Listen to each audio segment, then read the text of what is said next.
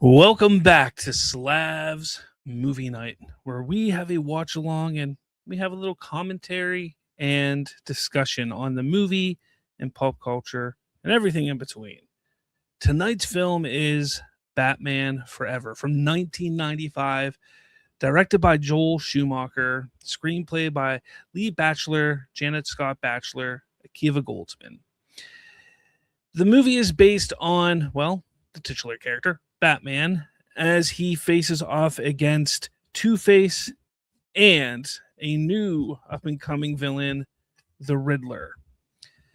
The film stars Val Kilmer as Bruce Wayne Batman, Tommy Lee Jones as Two-Face, Jim Carrey as the Riddler, Nicole Kidman as Dr. Chase Meridian, Chris O'Donnell as Dick Grayson, and then Michael Goff as Alfred Pennyworth. This film, I tell you guys, this movie was everything to me as a kid. I adored this film so much. It was one of those movies that just hit me. I was 9 years old when it came out, and I was a big Batman fan already, but this movie was it. What's going on, everyone? I'm Slav, and welcome back. If you're new to the channel, this here is what I call Slav's Movie Night. It's a watch along. I put a poll out at some point before this show asking what people would want to watch with me, whether it's a DC, Marvel, Star Wars, it could be any movie.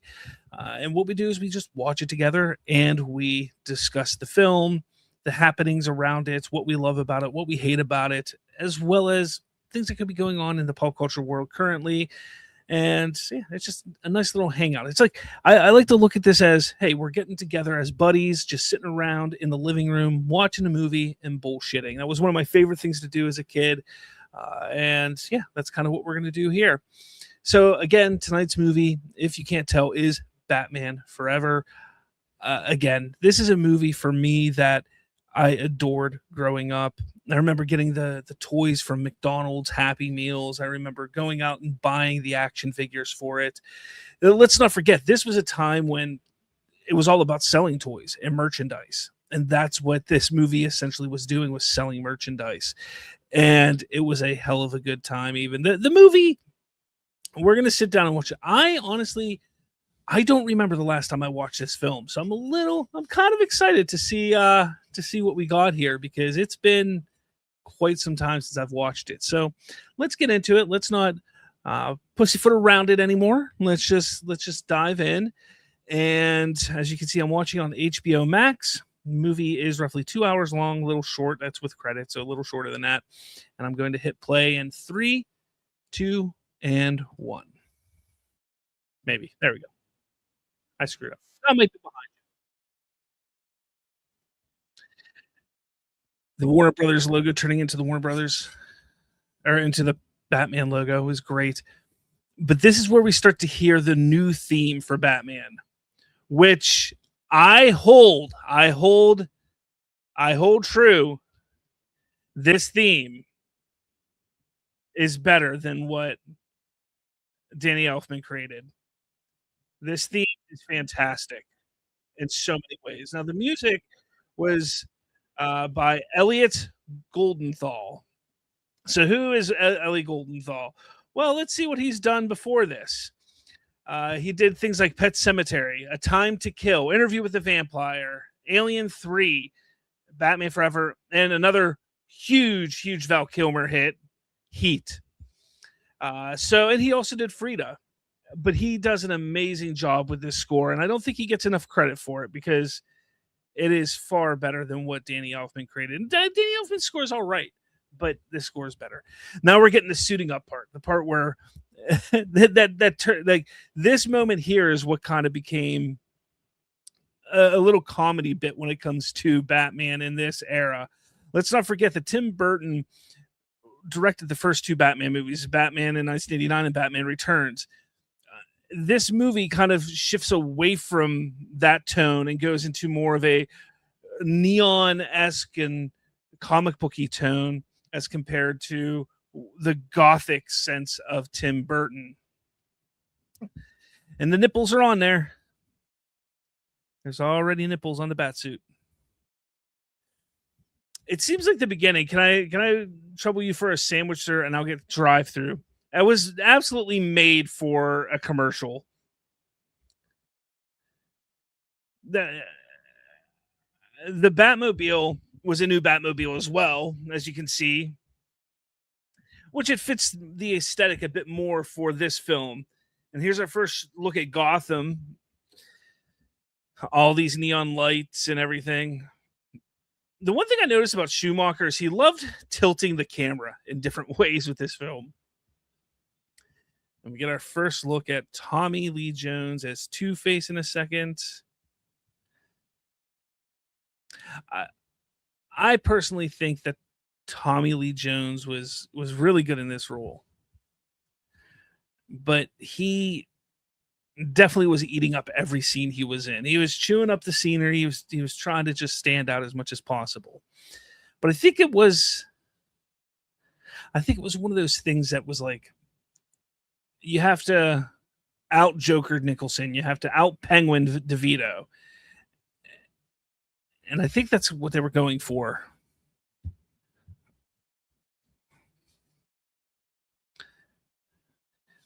Now, the design of Two Face with the purple face, I always thought was kind of weird. I really did think it was a bit strange. Powerful says, "Hello, Slav. I'm first. Thanks for doing this." Absolutely, Powerful. Absolutely. I'm glad you're here. And this is where we're at. Let's do that. Can't forget that. There we go. That's where we're at.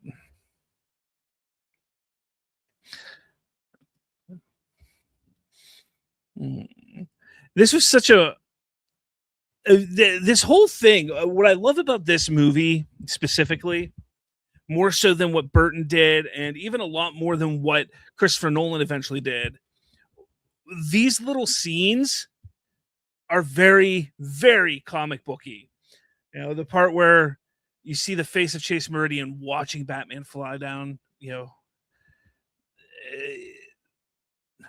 it all feels like a comic book as opposed to what Burton did and what Nolan did. This is possibly Nicole Kidman's worst acting that I've ever seen, but she's here. She's doing her thing. Powerful says, "I'm watching on DVD." Excellent.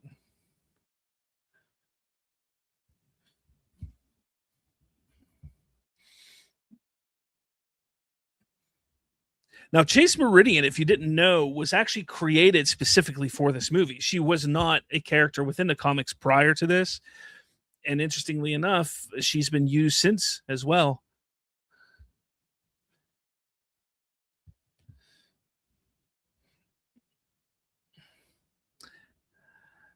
She is also like obsessed with Batman, which I think is funny. Like she's infatuated with Batman, which I guess we kind of got that in Batman Returns with Catwoman, but she wasn't like infatuated. And I don't know. It's again every scene, every moment feels like a comic book panel.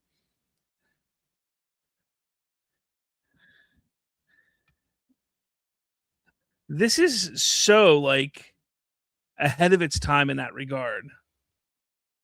Powerful says so. She was basically like Rachel Dawes in a way, I guess. Yeah, I guess in a way. I mean, she was a much different type of character than Rachel was. Rachel was like his best friend, whereas Chase Meridian, he just meets at the beginning of this movie. Like this is again, it's been. I said this earlier on. It has been years since I've watched this movie, and I'm enjoying it because of how much it's like a comic book. It's wild. Now, apparently, why Val Kilmer got into this is because Joel Schumacher just offered it to him, but Michael Keaton kind of stepped back because he didn't want to be. I believe it was that he didn't want to be stuck playing Batman and he didn't like the direction it was going in. So he kind of just decided to step away. Powerful says Chris O'Donnell is Robin, right? He sure is. Derpy, yeah, yeah, I did start. I did start right here.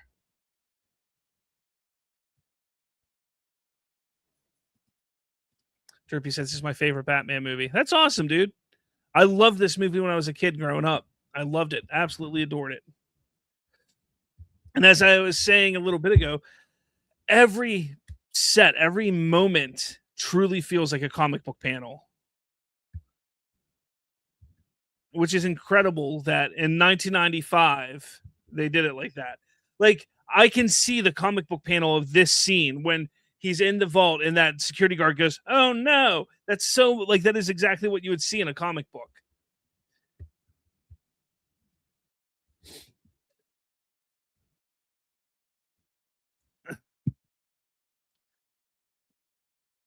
Derpy, I just feel like the tone was balanced, even though originally it was a darker film. It was a darker film. Batman Forever was not a flop movie. It actually was a actual critical and financial success, which is why they greenlit Batman and Robin. And well, we'll talk about Batman and Robin another day, I'm sure.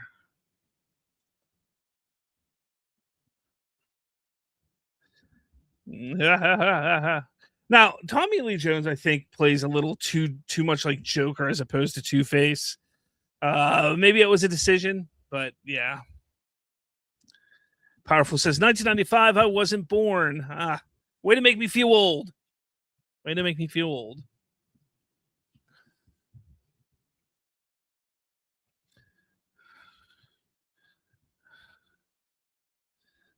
Just so happens to have a hearing aid. The little flop or plop that pulling it out of his ear. That's funny too.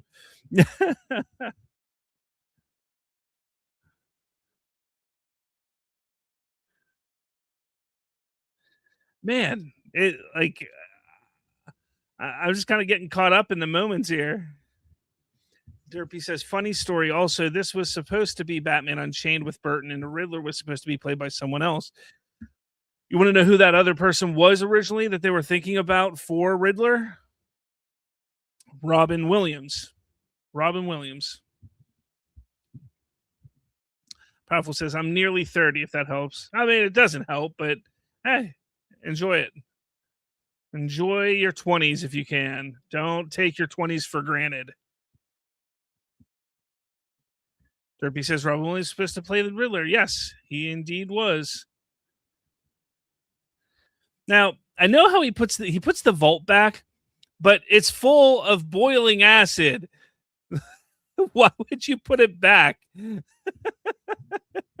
Derpy says he talking about Robin Williams would have killed it. Absolutely. We get this great scene of Batman hanging from a helicopter, and the special effects aren't great, but hey, it's 1995. And these huge ass statues in Gotham, what are these? What are these things? Like, and then they fly into an eye. Oh boy.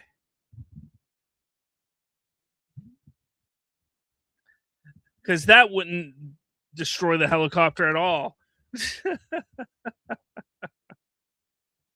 You got to suspend your disbelief.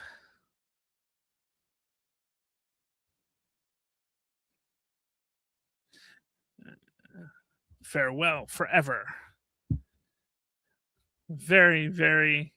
And how is he on the roof? It's all so weird. Derby says, felt like a comic for sure.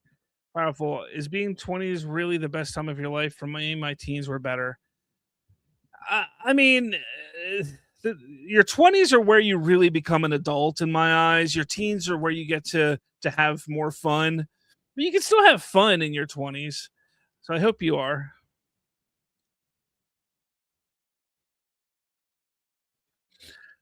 The the club. Remember the club? It was to secure your car so nobody could steal it, and he has it there. And then they have a Statue of Liberty that says Gotham on its hat. like on its head. Like what like come on.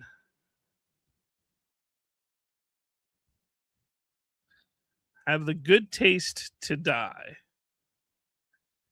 He's playing the Joker here. He's not playing Two-Face. I don't care what anybody says.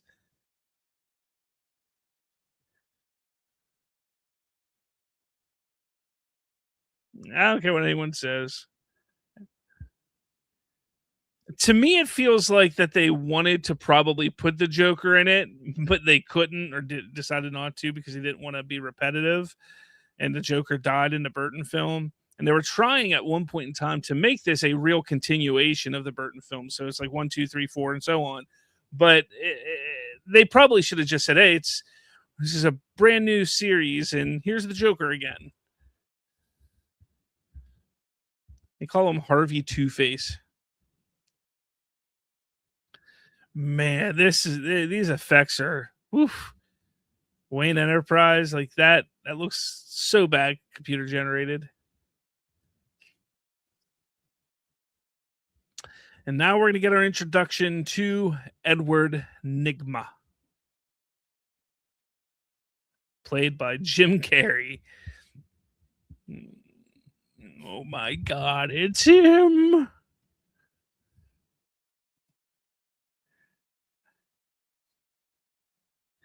Uh, yeah, yeah, powerful. You've never watched Batman 1989? You should probably go back and watch that. Yeah, you said you need to rewatch. I don't know how you forget that.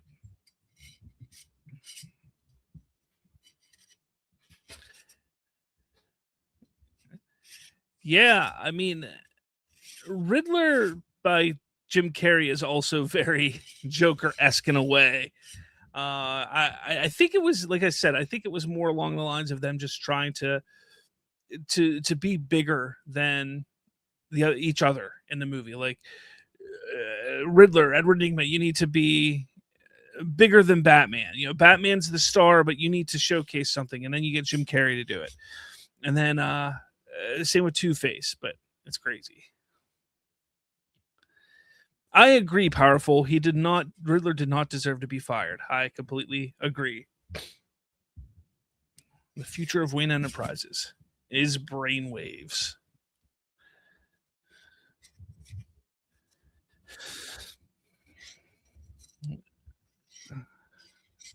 It's just like a blender. I always thought it was a blender when I was a kid. I was like, why are they putting a blender on his head? So weird.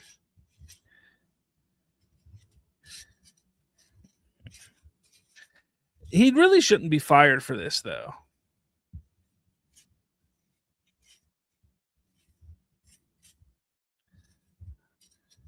What's crazy is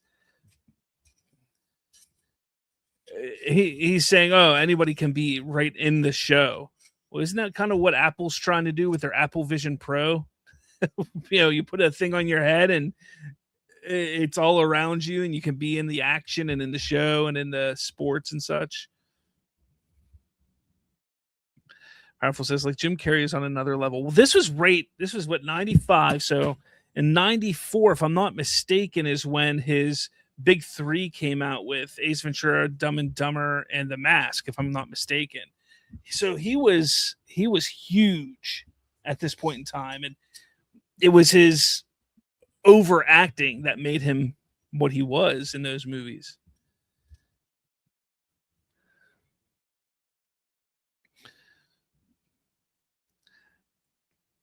Val Kilmer is excellent as Bruce Wayne. Very 90s in this too, but he looks like the comic book character. You know, I mean, the hair isn't as dark because typically we see Batman with, you know, darker black hair, but the look and the presentation is very.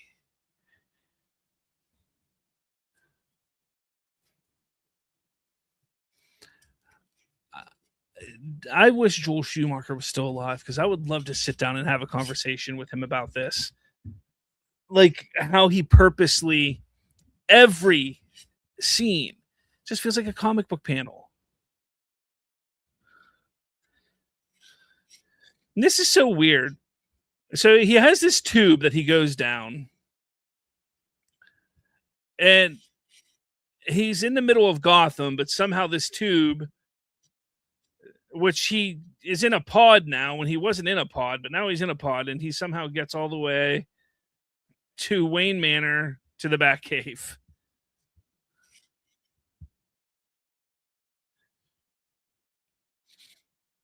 You get another look at the colorful Gotham, the yellows, the greens, and the weird bridges, like in random places. And who is it but Chase Meridian, not Commissioner Gordon? I mean, yeah.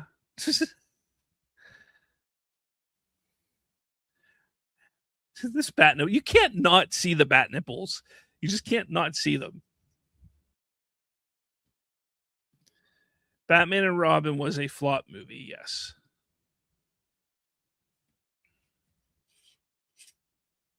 How are you trying to get under my key? Chicks love the car. It's the car, right? Chicks love the car.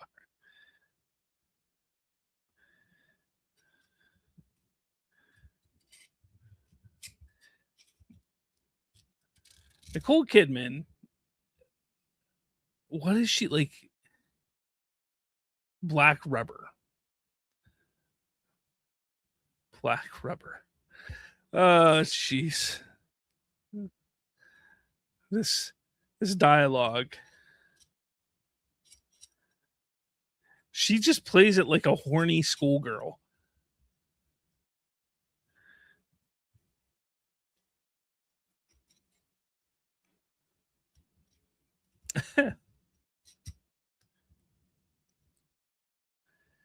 He likes strong women. Where, like, I guess Selena Kyle was a strong woman, but nobody really knew about that relationship. So where's this? I've done my homework. You like strong women. Like, where's that come from?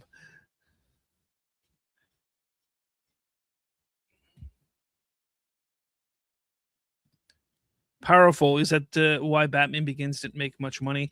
That's partially it. I think people were a little skittish on the idea of seeing a Batman movie again, for sure. But it did exactly what it needed to do.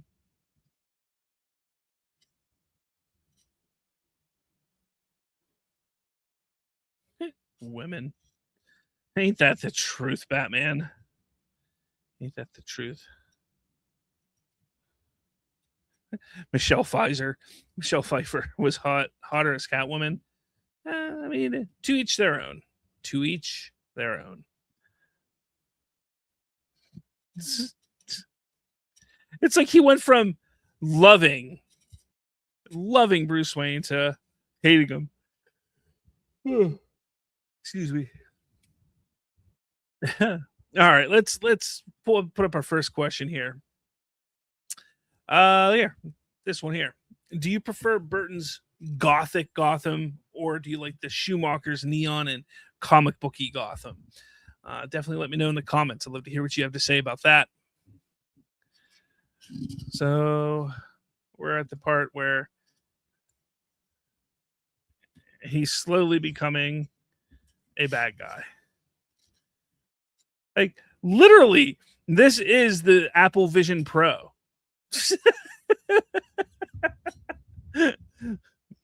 Batman Forever was ahead of its time.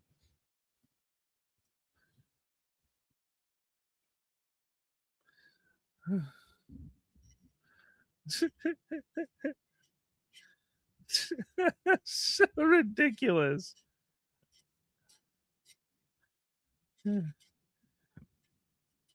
So we see how crazy Jim Carrey is acting here. You have to wonder. Well, I wouldn't say you have to wonder. We know for a fact that him and Tommy Lee Jones didn't get along. He thought that Jim Carrey was a little overbearing with his antics. But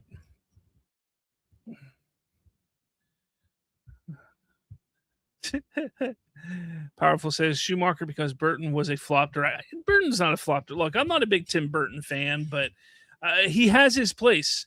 And Batman 1989 is a fantastic movie. I still hold true that that's a great movie. But when I sit back and think of everything, this feels more like a comic book movie as opposed to 1989's Batman.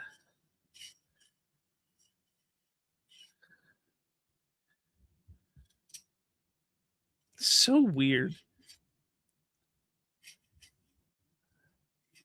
So I don't like. I don't understand why they went that route, but it is what it is.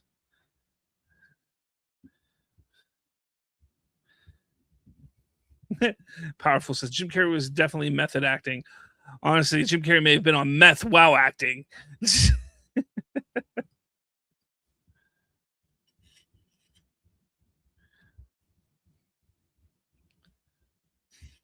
3D TV.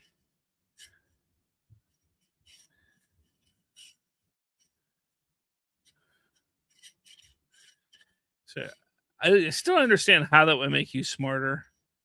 Again, suspend your disbelief, right? Powerful.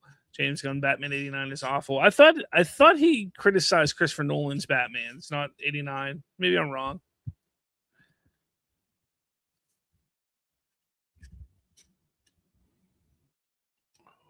Ooh, I don't think so.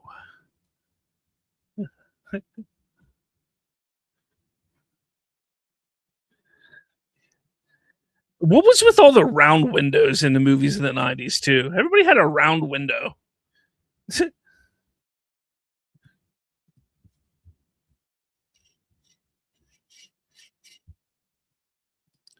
Powerful ass. Will we ever get another Elephant Suicide Squad movie? Elephant? Or are you just asking another Suicide Squad? Anything's possible. Anything's possible. I'd say it's less likely, but you never know. Ah, boy, I'm tired. A little rough on the lid.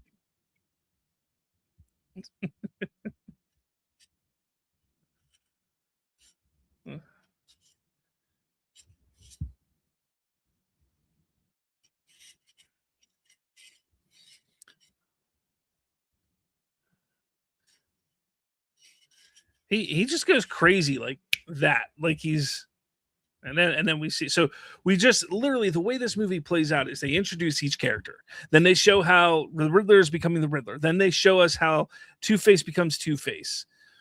uh I still understand why his face is purple though.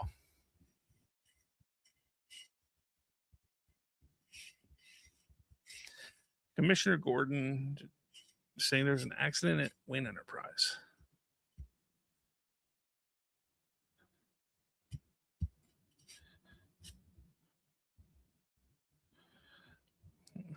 That's crazy. Why? His acting is so over the top. uh Elephant is a term of endorsement in Chinese. I'm learning that language now. Oh, that's cool. Powerful.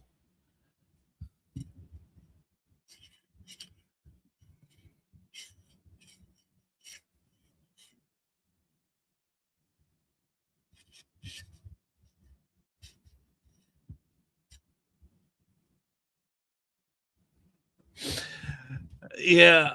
Let's see. What else do we got here? We got.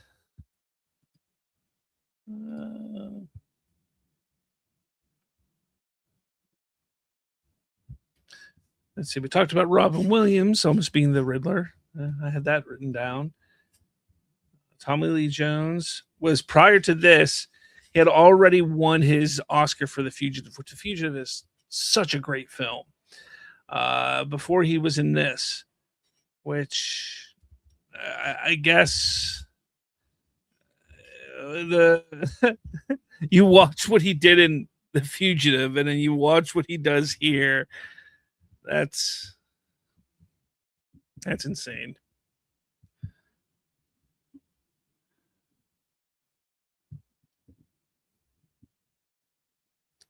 Let's see.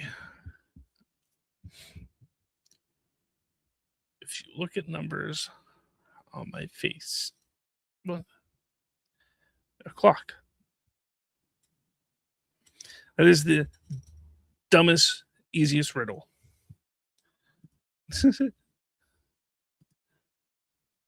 Powerful. Release the haircut. Powerful also says, have you been to China? I'm going at the end of the year. I have not. I've never left the continent.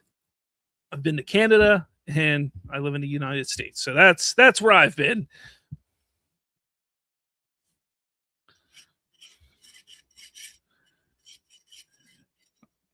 And then we get this weird little apartment for Edward Nygma.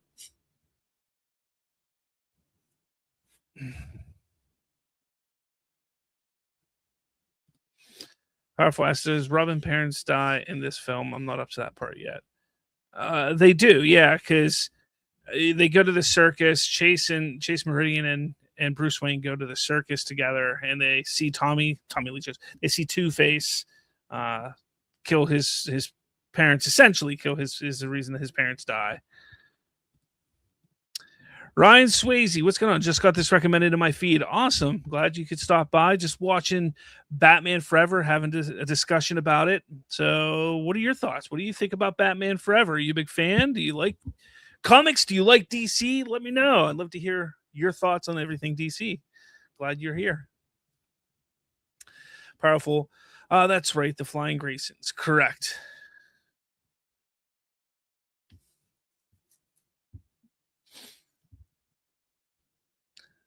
I think they handled Riddler, at least the early part of Riddler in this movie, like very, very well. But the riddles are really bad. Really, really bad. Ryan says, Batman 89 is my favorite superhero movie. Also says, I love Batman Forever. Heck yeah, so do I. So do I. There's moments where it still feels like the gothic Batman of what Tim Burton made, but then at night it feels so much more, all this neon and these lights and more comic booky in that sense. And again, with these camera angles that Schumacher does, everything is so just crooked. Everything is crooked. Every shot is tilted just a certain way.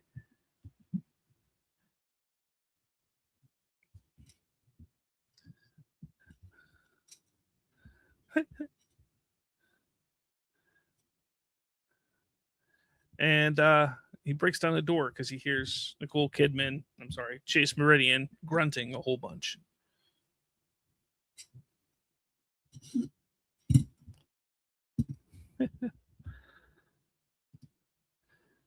So Ryan, what do you prefer? Do you prefer Tim Burton's gothic Gotham or Schumacher's neon comic book Gotham?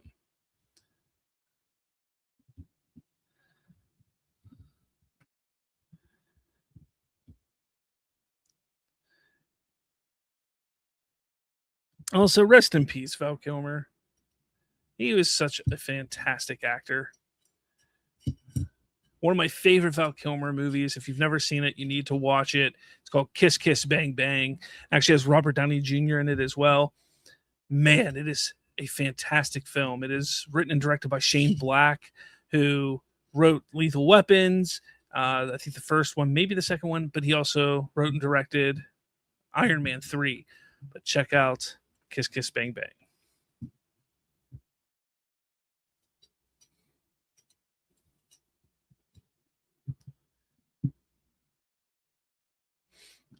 I still don't. Why are the riddles so bad? So bad. Oh man. Ryan says, I prefer Tim Burton's. I have a huge bias towards Batman 89 because that was the first movie I ever saw in theaters. Hey, you and I got that in common, man. That was the first movie I ever saw in theaters as well. I was 4-ish years old, 3 or 4 years old. 4. But I didn't make it through the entire movie. I actually fell asleep on my mom's lap. watching it in the theater. But then I remember whenever it came out on home video, waking up early in the morning with my brother, waiting by the door because his friend went and bought it for us at the store and dropped it off at our house in the morning. So that was cool.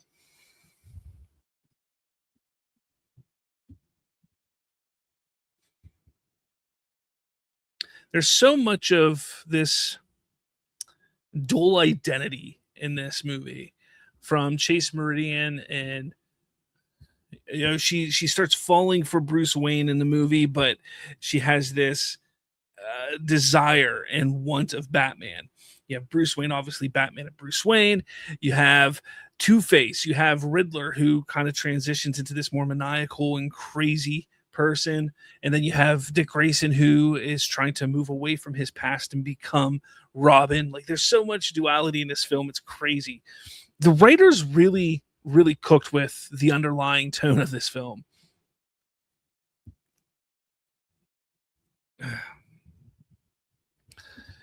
The dialogue is so bad.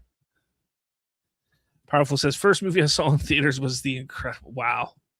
Stop making me feel so old, dang it. All right, we're now at the circus. And we're going to see the Flying Graysons here soon. Ryan says, however, I wish Val Kilmer would have continued as Batman. I actually think he did a great job. I agree wholeheartedly. But who do you like more? Do you like Michael Keaton more, or do you like Val Kilmer more? Because I know everybody's going to say they like Kilmer better than Clooney. But out of those two, Keaton and Kilmer, which do you prefer?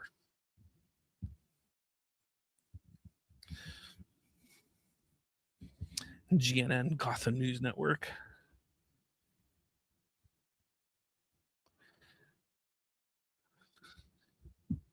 Ryan says, I like Keaton more. It's all right. Not everyone can be perfect. I'm just kidding. No, I'm a big Keaton fan as well. Keaton's from my hometown. He grew up in my hometown. So I just by that reason right there, I got to be a fan of Michael Keaton.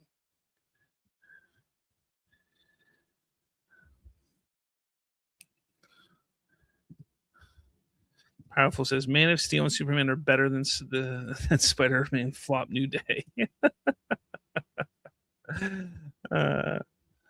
You would say something like that. Look, I liked Brand New Day. I thought it was a good movie. I don't think it was $2 billion movie, but it is what it is.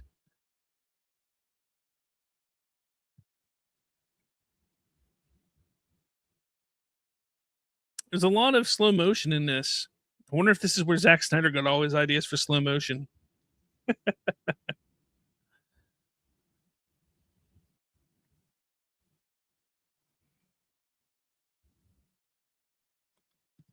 Powerful says, I'm obligated to hate Marvel.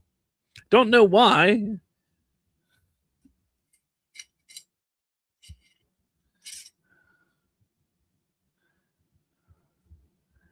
Again, she's such a horny schoolgirl. Nicole Kidman is in this.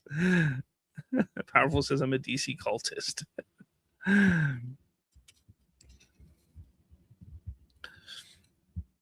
Like, I get that they want to highlight the commissioner, but why is the commissioner in his police attire there?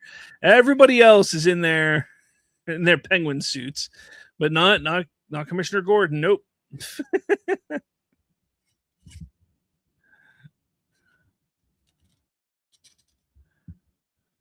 Powerful says, I will admit though, seriously, I enjoyed Brand New Day. Yeah, it was a good movie. So here's Chris O'Donnell, who at the time I think was like 27 years old, 26 years old in this movie. So that's always funny because he gets adopted by Bruce Wayne.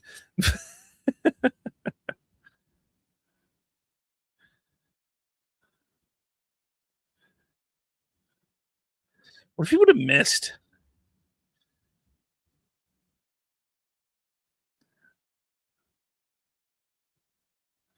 That would have sucked if he missed. It's such weird costumes too. And then we get our crazy Two-Face back.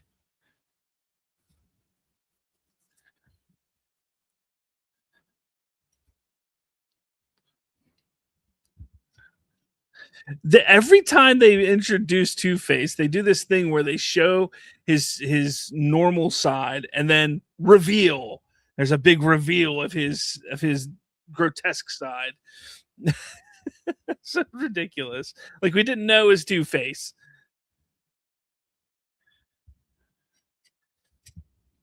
Yeah.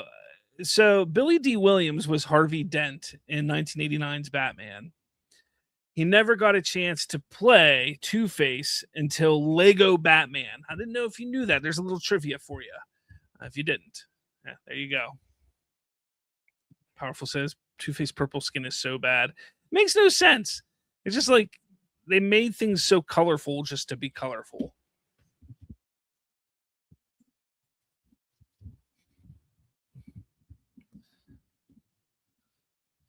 Who is Batman?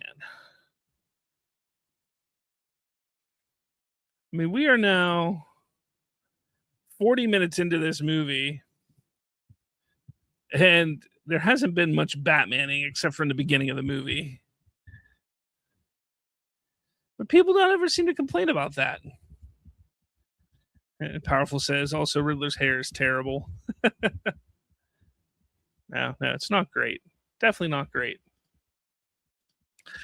Anything going on here? Well, I can see.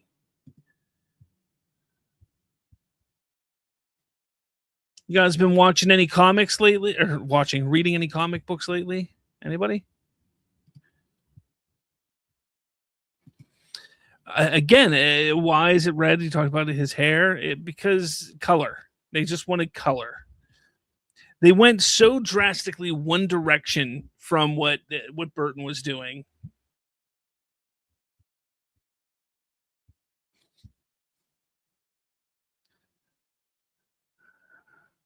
Why would they keep the newscast going? This is nuts.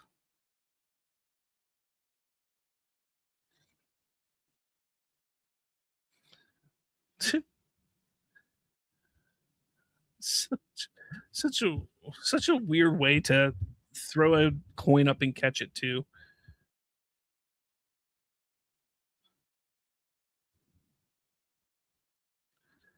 Oh man.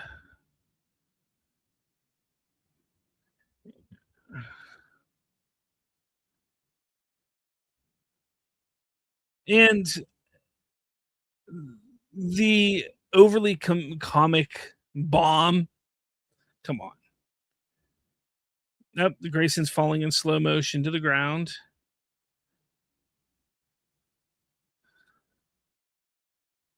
And everybody just watches them die. Obviously, they couldn't do anything. And somehow, this overly large bomb, Dick Grayson was able to lift and carry out and throw off the roof into the water. Again, suspend your disbelief. I know, but it's still funny. Some days you just can't get rid of a bomb.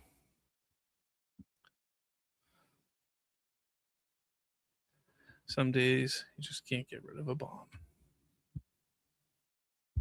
And you got your 27-year-old Dick Grayson, who's going to be an orphan at 27. That ridiculous looking earring.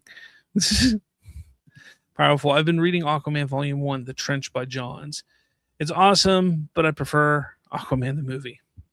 I actually finally just read through the entire, well, not the entire, but the main run of DCKO. I read that yesterday.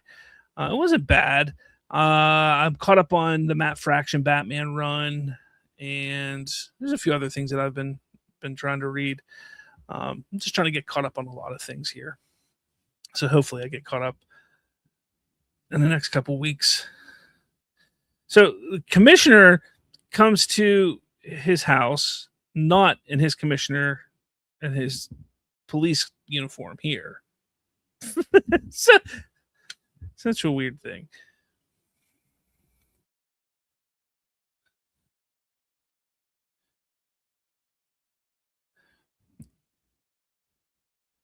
So Chris O'Donnell. I have to ask you guys this. Does Chris O'Donnell work as Robin? What do you guys think? Powerful says the Fraction run is fantastic. I love the gadgets and the suits designs. I think it's a beautifully drawn comic. I think the story is pretty good. I wish it would move a little bit faster. Things just seem to be going at a snail's pace with this run, but I do enjoy Fraction's Batman right now. Metropolis. Superman reference.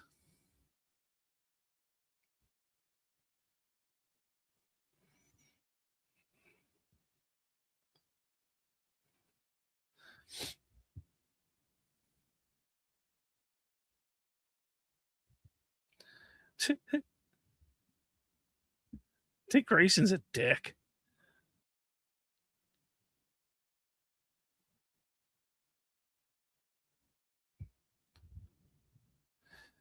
All these cars.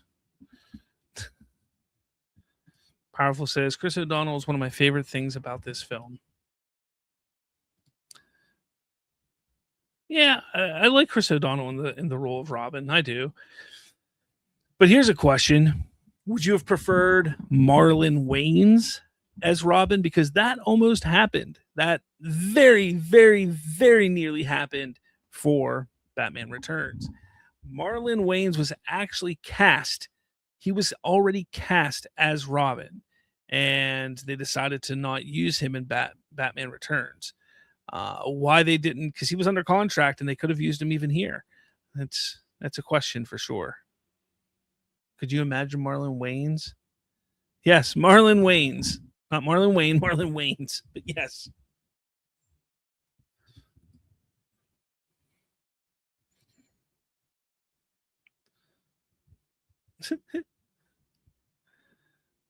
Glass of milk in a wine glass.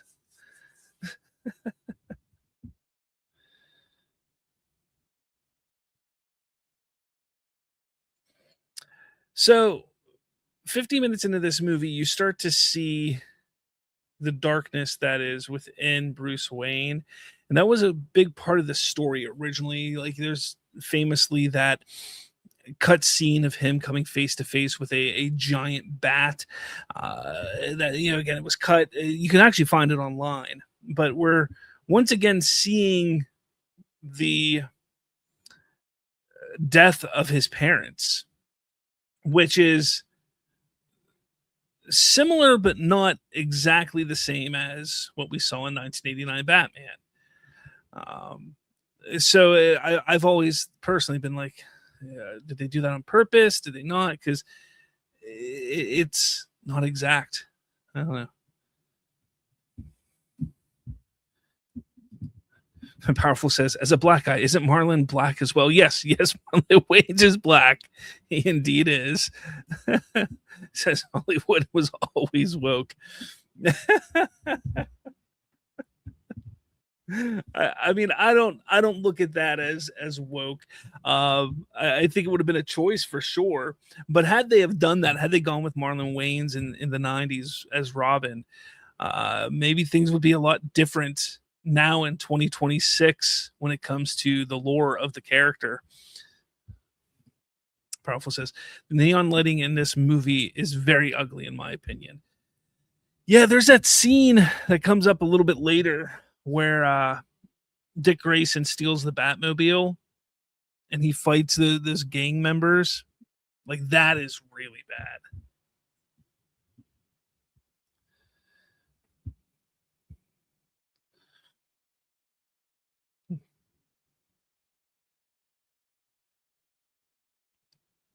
Monster comes out of the night. A scream. 2 shots.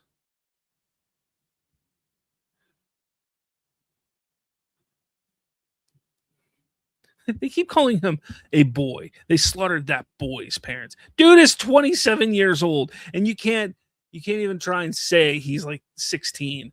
Like I know that's what movies tried to do back in the days. They would cast people in their 20s, but come on now. Come on. Like Chris O'Donnell doesn't look any less than like 25 years old.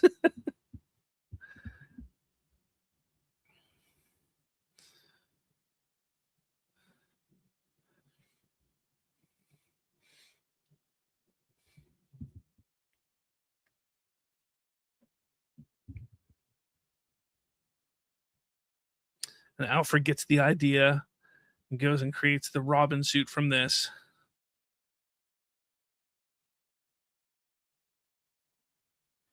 which I think is kind of funny. But hey, it is what it is. It's another thing with this Alfred. He like pushes them to be these crime fighters. He's like, go be dangerous and almost die every night.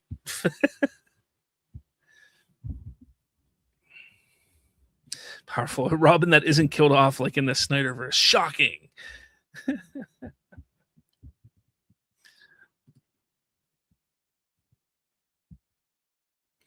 One day Robin will fly again. Yeah, yeah. He knew from there. He was like, yep, I am going to make him a suit so he can fight alongside Batman. It was at that moment.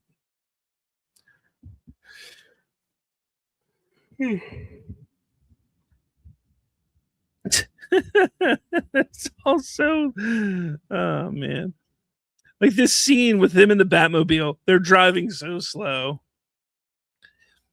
and I'm not hating on the movie at all. It's just, you sit back and like I remember as a kid, and like there's that person pulling out in front of him, and she's literally, or the person pulling out with the carriage is literally like a half a mile away from him, and he doesn't slow down at all.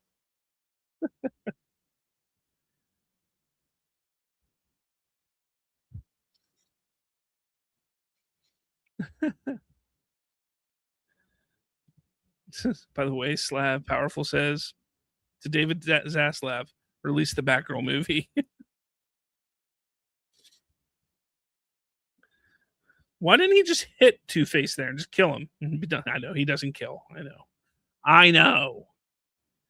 Now, if this was Zack Snyder's Batman, he would. Just kidding. The guns. This is some twisted metal shit right here. The guns on the hood of the car. Two people walking down the street, and that's it. Nobody else is on the streets. I did think this part was always so cool, but it's so dumb. He literally shoots some kind of like repel or not repelling, but rope cable, and he drives up a wall. Now, if you he doesn't shoot, he just doesn't he shoot? Yeah, there it is. Yeah, he shoots a grappling hook. He drives up the wall. Come on. Oh man. And Two Faces little Sid's here says, "Hello, Slav. Why are you watching the worst Batman movie? You take that back.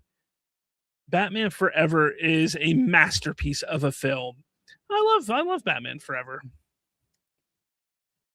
It's definitely not the worst. Um, it's a tie between Batman and Robin and Matt Reeves, the Batman for the worst, but that's my opinion. The Puzzler, the Gamester."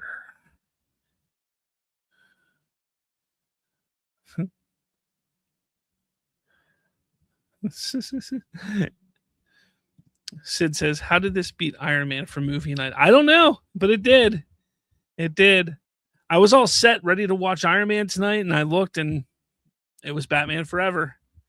Batman Forever. Don't worry, we'll get to Iron Man at some point.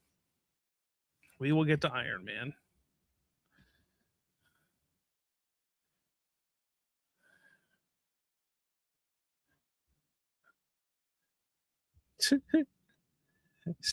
Masterpiece, indeed.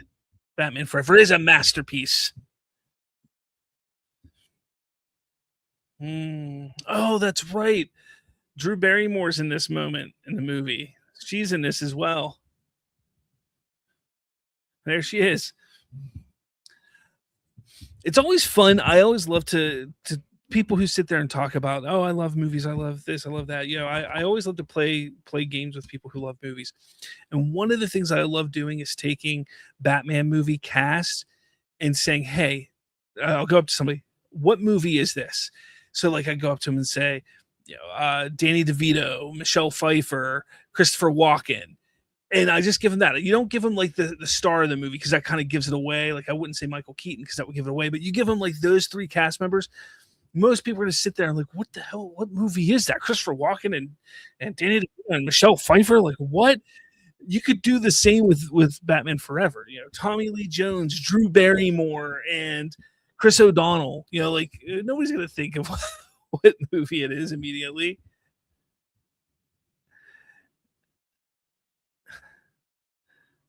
The Riddler.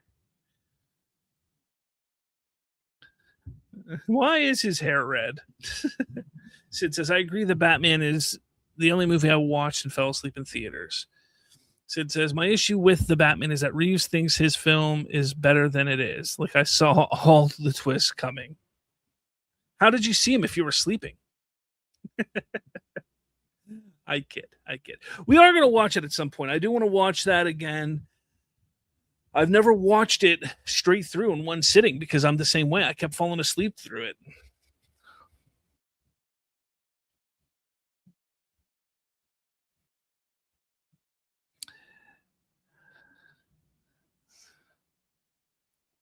I don't understand why these two are like they are. So weird. Sid says, good point. Let's see. Talked about the Batmobile earlier. Yeah, so this movie, somebody, what was it powerful? Were you the one asking me earlier about if this movie was a success? This movie made 330 million worldwide. So that's definitely a thing. But let's not forget, like it was all about selling toys as well. They made a lot of money off of merchandising, which is then they pushed Batman and Robin and tried to do the same thing.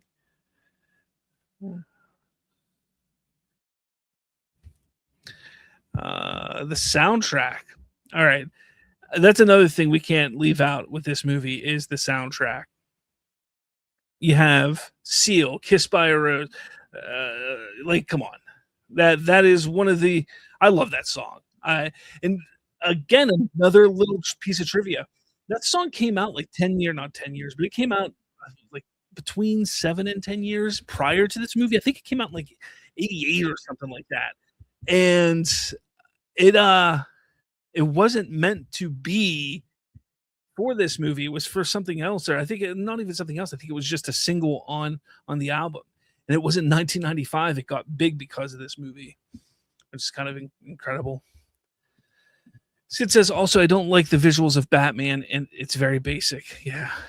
Powerful says, wow, 330 million back in 95 sounds really good. Plus, imagine that, dude, 1995, there was no DVD. There weren't DVD sales in 1995. It was VHS sales. VHS, buddy.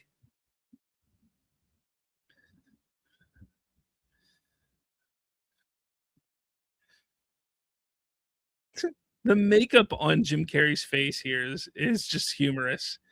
He's got like black up here. He's got like red and pink under his eyes. I don't get it.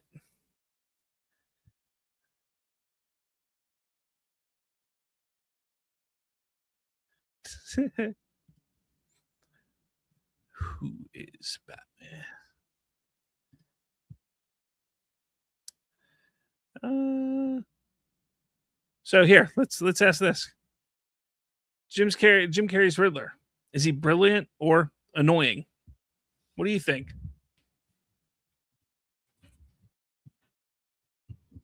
Ooh, he said damn. And then they go on their fun little adventures together, stealing jewelry.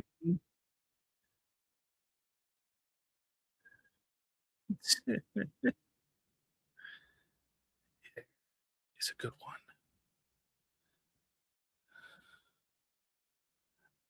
So, he has a small ironing board on top of a big ironing board. I don't understand why he's using it.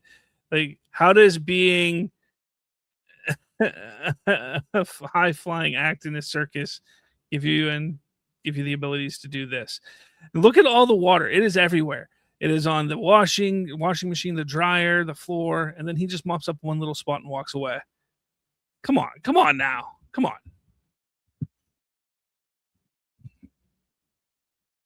Powerful says this movie only cost 100 million. Wow, so it tripled its budget.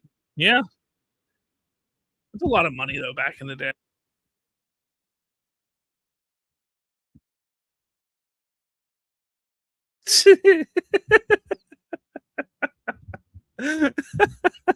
Jim Carrey.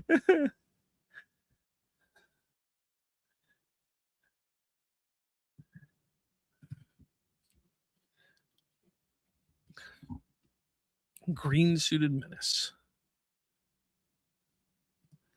Adjusted for inflation, $850 million. That can't. Is that right? Is that factual? That's crazy.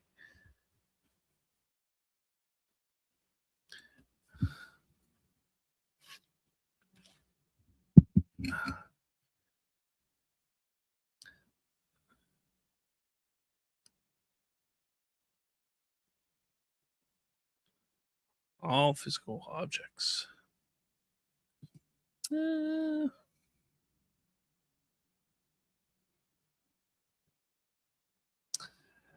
Uh, let's see.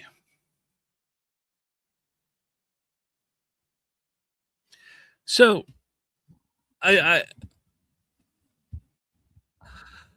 I brought this up earlier about the duality between all these characters and how everybody's kind of like dealing with one personality and another. But obviously, it's kind of the biggest is between him, Bruce Wayne, Batman, and Two Face, Harvey Dent. But they never really showcase the other side of Harvey Dent, which I kind of wish they would have done in this movie.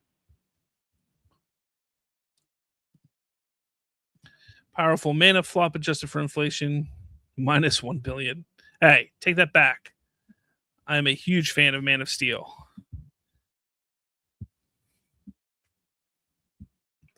So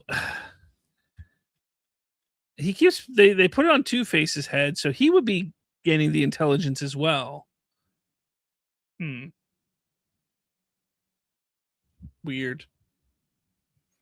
So it says, "Wow, powerful hates Man of Steel."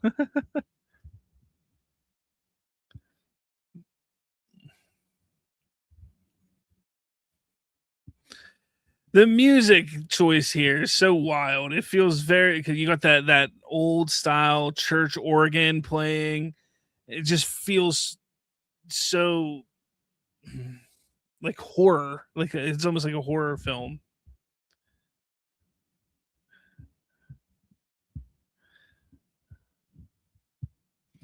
It says, by the way, just for inflation, it made 620 million. Powerful was wrong. Oh, okay.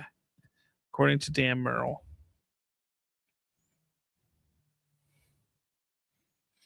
Again, I hate the whole adjusted for inflation thing. I've always hated it. I think it's a poor excuse on trying to pump up the numbers and success of a movie. It was successful for its time. You got to look at every movie for the time that it came out.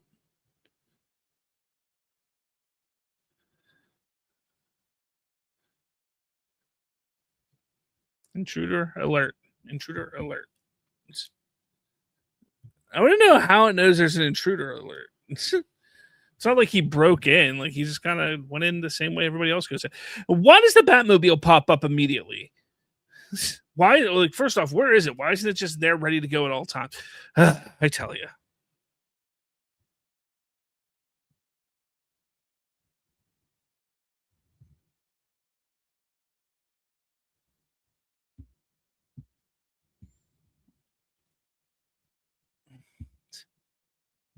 He gives Bruce Wayne the little jingly doll thing.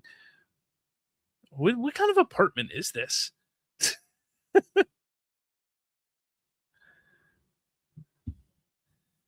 Look, I'm a fan of Nicole Kidman. I've always liked Nicole Kidman, but she is not good in this movie. Her acting is atrocious in this.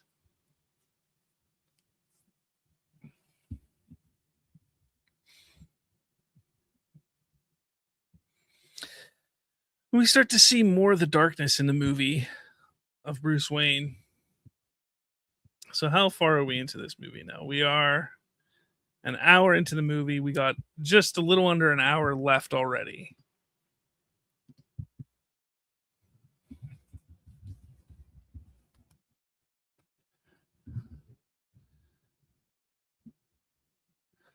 Ah, another damn. Man, they love to swear in this movie.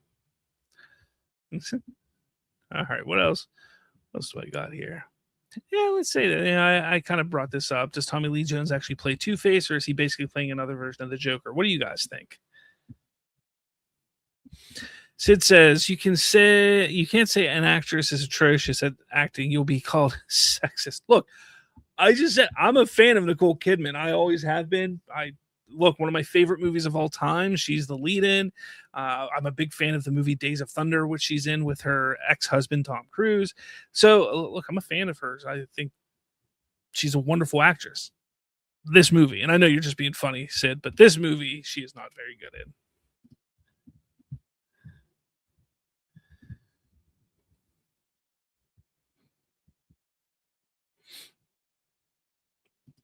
But guys, what do you think? Tommy Lee Jones, does he play Two-Face or is it another version of the Joker?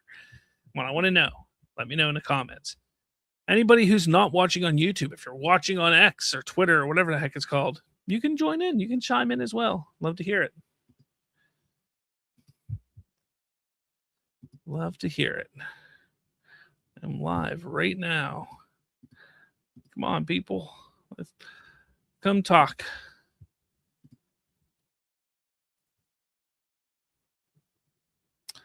Let's see. Sid says liberals are a joke at this point. Like I criticized Sadie Sink and was called names. That's ridiculous.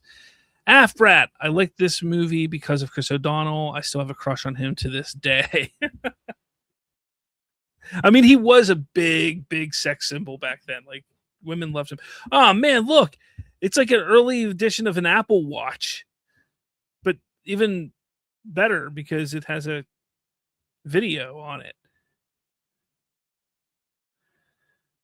So the Riddler creates the first Apple Vision Pro, and Bruce Wayne has the first Apple Watch in 1995. I'm just saying. It was way ahead of its time.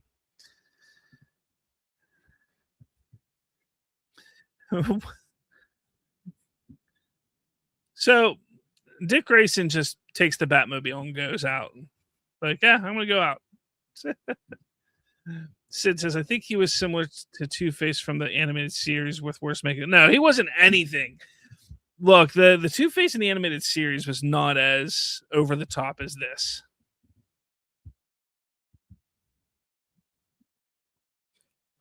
He has a Spanish accent.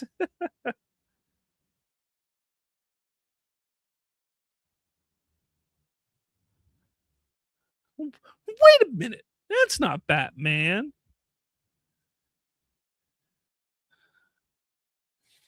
Why are they dressed like that? I mean, that is very Gotham, but like that is very comic book accurate though, because they would have gangs dressed all weird in the comics for Batman as well. So I get it. It's just some random part of town is all black, lit up with black lights and neon paint.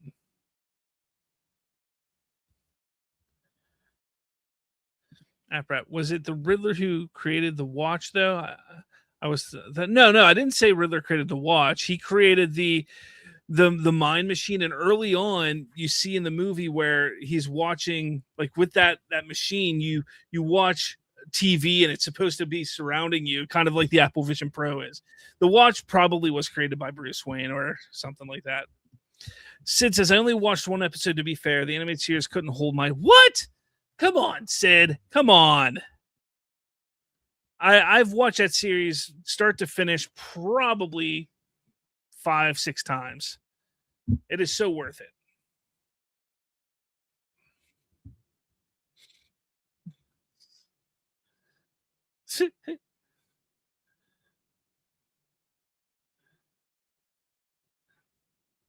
Doesn't Batman ever kiss the girl?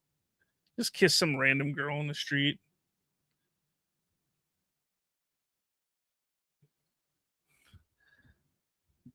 Afrat says, "Oh yeah, the box. Can't remember what they called it.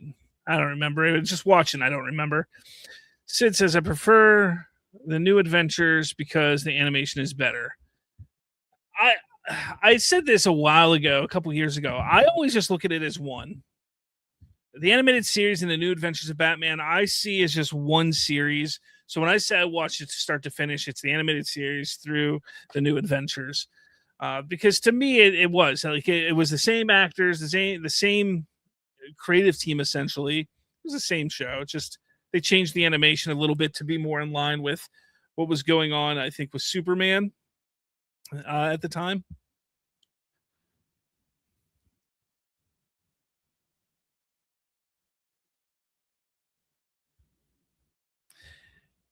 Like,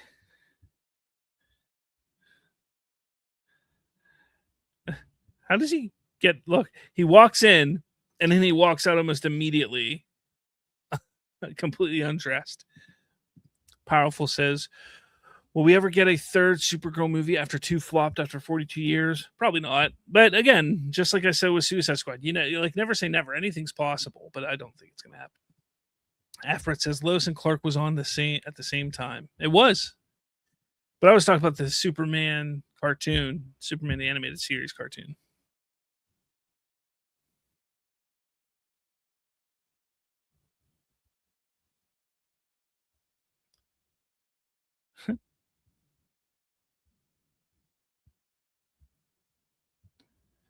So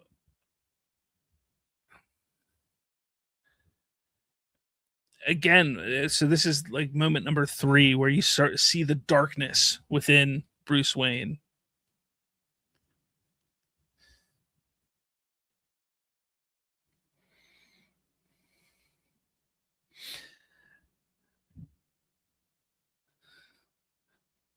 Hmm.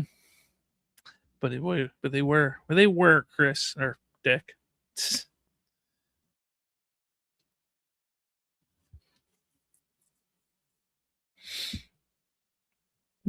Doesn't want him to be his partner.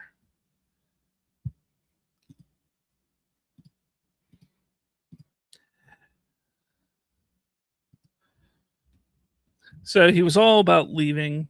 He didn't want to stay. He sees the Batcave. He's like, "I'm going to stay. What the hell? Why not? I'll stay."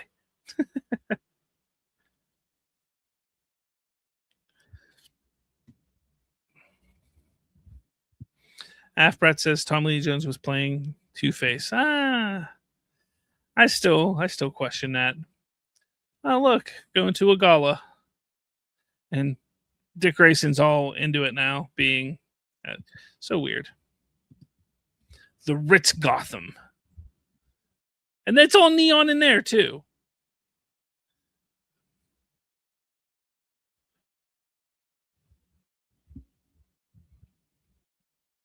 No, his hair's not red.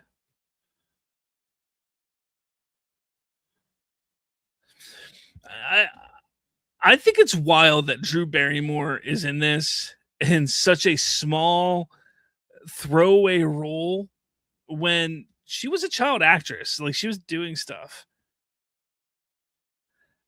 And like it's crazy.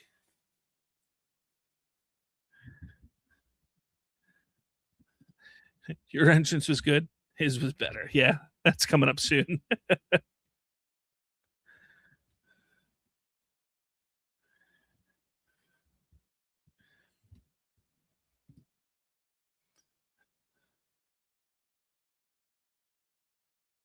It's hilarious. I've never ever picked up on it. The whole reason that Edward Nigma puts the mole on his face is because he's trying to be like Bruce Wayne. Like I literally for how long has this movie been out? 30 years. I never realized that. That's insane.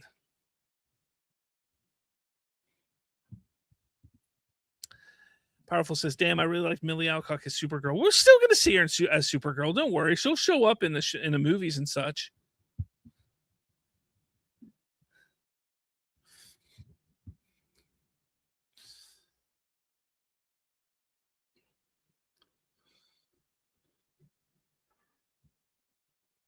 What is with that dude's hair? It's got like a curl, a curl, a curl.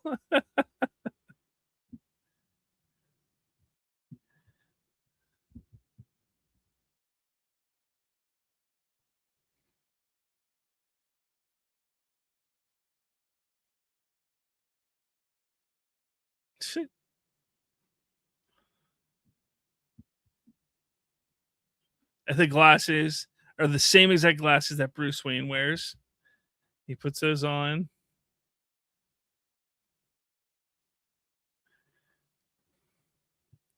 And then he takes them off just like him. I can't believe I never recognized those little things.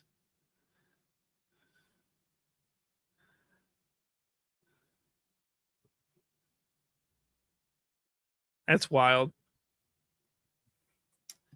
Powerful says, hopefully she does talk about Millie Alcock getting to be play Supergirl. Says, do you think it was because of the evil grifters like Neurotic that flop? No, I don't.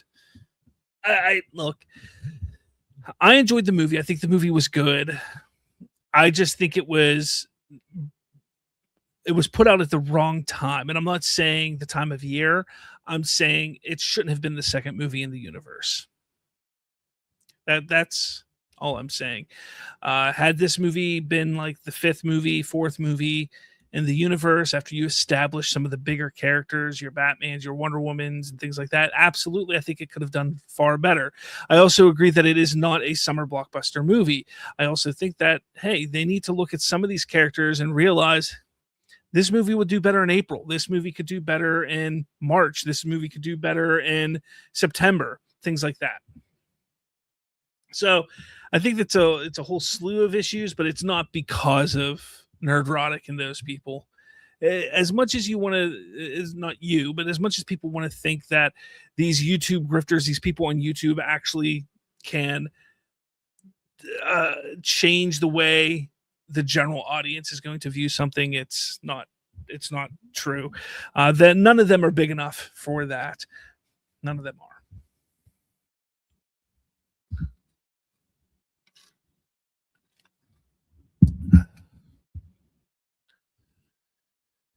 And Two Face ruins the party,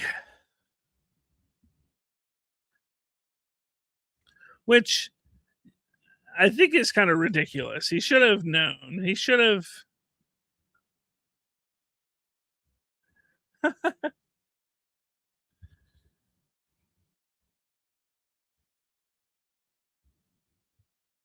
Uh oh.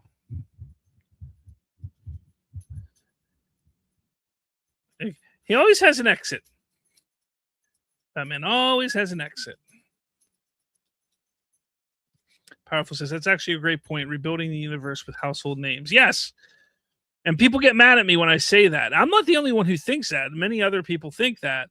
But there are people out there who get mad when we say that. And they're like, you gotta trust James Gunn. He's building it the way he wants to build it. Okay. But just because he's building things that a certain way, the way that he wants to do it, doesn't mean it's going to be good and the right choices. And that's not anything against him. He's still new and young to this. And the genre has changed drastically as opposed to what it was in 2008 and 2016 and 2019. Things are vastly different. They've changed over the years. So you can't approach it the same way that Marvel did or DC did in the past. You have to approach it a different way and make sure that the audience is invested in some form or fashion. And the best way to do that is give them the characters that they know and they love and they want to see on screen. Yeah, the line's coming up right now. Powerful says would have helped Supergirl along with a different release date. I agree. Hopefully they learn. Yeah, I mean that's all they can do right now is just learn from their mistakes.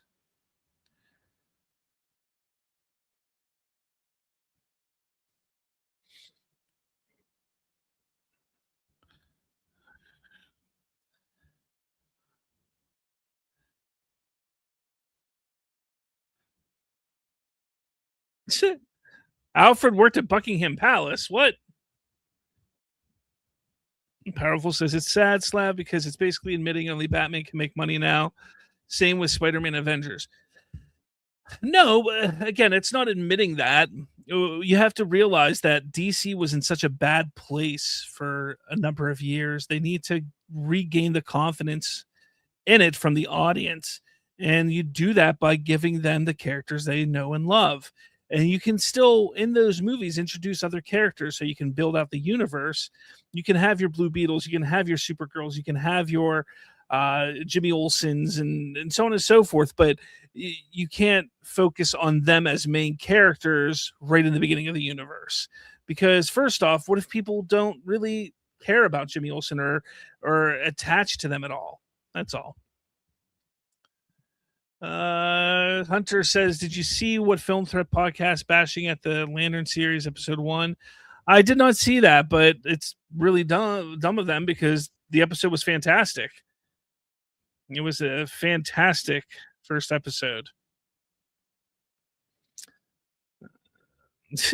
They catch Batman and put him in a hole that they're going to fill with gas. And Caleb Underwood, what's going on? Says watching the most mid Batman movie. No. Actually, no, I'll agree. It is mid. It's mid because it's not terrible. It's not terrible. It's mid. It's not the best. It's not the worst. It's mid. So I agree. Yes, but it's still a good time. There's some wacky things in it, some ridiculous things, but like I said, the music, the theme for Batman in this movie is probably the best Batman theme that they've made to this point. The comic bookness of this movie is unmatched. So for me, this is a really good movie. It's a good time. Afbret, I think Lanterns is going to be a great series. Episode 1 was great. I agree. Afbret says Kilmer is my second favorite Batman after Keaton. I'm still an Affleck fan. Like Affleck is my go-to for Batman castings. He was fantastic, but I do love Kilmer. Caleb says it's not terrible, but after the unique greatness of the previous Burton films, Forever is simply whatever. Look, I love Batman 89, has a special place in my heart, but there's a part of me that wants to say that Forever is actually a more enjoyable film. I'm not saying it's a better film. It's just more enjoyable start to finish because it has everything. It's not just dark and dire and gothic as 89's Batman is. This feels, like I said, more like a comic book, and sometimes that's what I want to see, and I think we should all want to see, but it is what it is. Powerful. Film Threat were the same people saying Superman would make less than 500 million.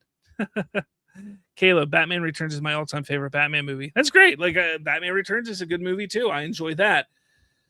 They definitely went darker with that movie in aesthetic and tone than they did with 89 Batman, but hey, it's not bad.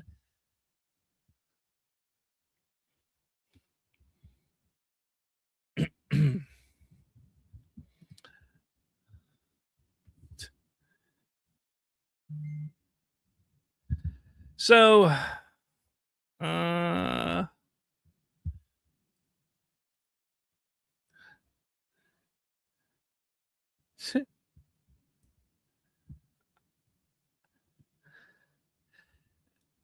I'm loving the father son dynamic of Alfred and Bruce here. But then Bruce has to be all goonish and watching video of Chase Meridian. Caleb says, I feel like the term feels like a comic book is very vague. Like what kind of comic book exactly?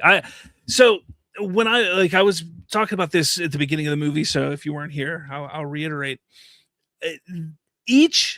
Almost every set piece and scene and moment truly feels like a comic book panel come to life. And it's not done like if you've ever watched that Hulk movie, the Eric Bana Hulk movie, where they kind of like did some weird things. It was kind of neat, but that went like a little overboard. They went too much into that direction, making things feel like it. And then people love to talk about Spider-Man, especially the Amazing Spider-Man movies, how like shots of that movie feel very comic book panel-esque. To me, this in every way, like this moment here where we see Chase Meridian walking up to the window where she's absolutely naked under that blanket, under that sheet. I can visualize that panel in a comic because I'm sure we've seen a panel like that before. So there's so much of it to me that feels like a comic book because of the visuals. The visuals that Schumacher did were incredible in that regard. Now, I do think there were some odd and curious choices because he loves to tilt the camera a bunch and then all the neon and black lights and things like that. But the shots and the scenes felt very, very much like a comic book. Powerful Batman Returns to Flop movie. You're going to start crap, aren't you, Powerful? Caleb, Alfred remained the most consistent thing in all 4 movies for some reason. I mean, he did. He really did. It is what it is, though. Powerful. Do you think Clayface can succeed? I think it's going to be very successful. Look, the rumor has it that Clayface is like a $50 million movie, give or take a little bit here or there. So that's how much it costs to make it. So you're saying it just needs to make $150 million, $200 million max to be a quote unquote success. I think that's going to be easy for it to hit, especially if the reviews are good. If it's good, I'm saying if it's good, it absolutely will be a success. Caleb says, what do you think is the greatest comic book superhero movie? What do I think the best one is? So personal preference, I have my top 3. Number 1 is Man of Steel. I absolutely adore Man of Steel. I think it is a fantastic film, and I think it's underrated in many ways. I love the first Guardians of the Galaxy. That would be up there. And then I do love Captain America, the Winter Soldier. That's up there. Those are probably my top 3. I would then say Batman Begins is probably right up there as well. But for me, that's a personal opinion. Like if I were to sit back and say, what is the most comic booky and comic book-esque type of movie, the more I'm watching this movie here, I think it might be this. Now, as we continue on the watch-alongs and we watch more of these types of movies, more of these superhero films, I might change that. But I think it's a good possibility that Batman Forever is, I think it really might be the pinnacle comic book-esque movie. Powerful says, does Clayface need amazing reviews to make money? I think it does, because so I understand that what's his name that wrote it? I can't think of his name. Mike Flanagan. Mike Flanagan is a big draw. People that love horror films love Mike Flanagan. So they're definitely you're gonna have that crowd go there. But you need to get more than the horror crowd. You need to get the general audience involved. And remember, it's the same goes with superhero films. It's more than just getting the comic book fans. You got to get the general audience. The general audience does, unfortunately, listen to reviews. And if the reviews are not good, they're not going to go see it. If they're good, if it's being lauded and people are loving it, then they're going to go see it. Caleb says, for me, the best superhero film ever made is Unbreakable. Hey, that's one that people don't often think about. Unbreakable is a fantastic film. And personally, I love that little universe that M. Night Shyamalan made. Well, Glass wasn't great, but it was still a nice little finish to that little trilogy of Unbreakable, Split, then Glass. Again, it wasn't great, but I enjoyed that little part of the universe he created. Afrat says, Man of Steel was okay. Hey, look, again, it's all subjective. It's all subjective. Not everybody is going to like the same thing, and everybody's list is going to be a little bit different. Powerful says, the greatest superhero movie, at least for me, is Aquaman from 2018, number 1. Number 2, Superman 2025. Number 3, Batman Begins. 4, Captain America, the Winter Soldier. 5, Guardians, Volume 1. Wow, me and Slav are nearly the same. Come on, Slav, Aquaman is the best elephant film. I liked the first Aquaman. I just had some issues with it. It was a beautifully shot movie. I just don't think it was. I don't ever care to go watch it again. That's kind of how that is. I will, but I'm not like egging to watch it again. Powerful. That's a very good point. If the general audience doesn't come, then horror crowd probably won't be enough. Correct. Caleb says, East Trail 177 Trilogy is great. Unbreakable Split Glass. I've grown to love Glass more and more over the years after so much post and game slop. Powerful says, didn't Unbreakable lose money? I don't know. I mean, we got Box Office Mojo we could always look at. So Box Office Mojo, Unbreakable. What did it make? Let's see. No, it actually did pretty well. $75 million budget made just under $250 million. So it made money. That was also early in M. Night's career. Just a couple years prior, or was it even the year prior that The Sixth Sense came out? So it was early. Caleb says top 4 favorites: Unbreakable, Guardians 2, X-Men Days of Future Past, and The Crow. The Crow's another great one, but I like it for different reasons. Just because of it feels so 90s to me, and that's what I love about it. X-Men Days of Future Past is not a bad poll. Like, that is a great poll because that is possibly the best X-Men. No, it is the best X-Men movie. Guardians 2, I honestly think Guardians 2 is the weakest of the Guardians trilogy, but that's just me. But hey, I'm glad you love it.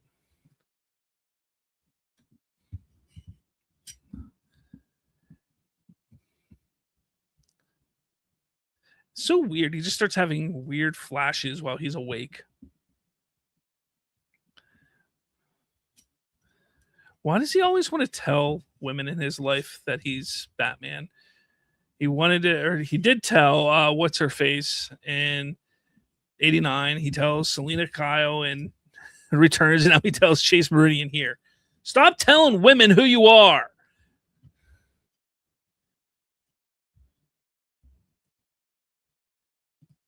Powerful things that I can like it because it made.